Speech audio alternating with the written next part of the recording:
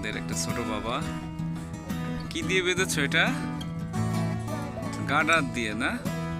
ঘর সাবা কি দিয়ে? তুমি কি দিয়ে সাবা? এই দেখেন, ছোটবেলায় আমরা কিন্তু এরকম খেলা অনেক খেলেছি।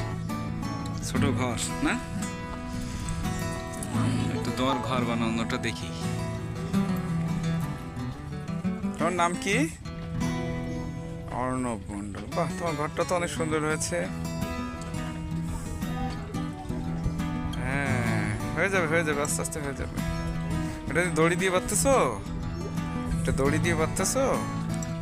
অনেক সুন্দর। অর্ণব, অর্ণব তুমি কোন ক্লাসে পড়ো? কোন ক্লাসে পড়ো? যে অর্ণব বাবু একটা ঘর তৈরি করতেছে শিবসার তীরে। ঘূর্ণিঝড় সহনশীল ঘর, তাই তো?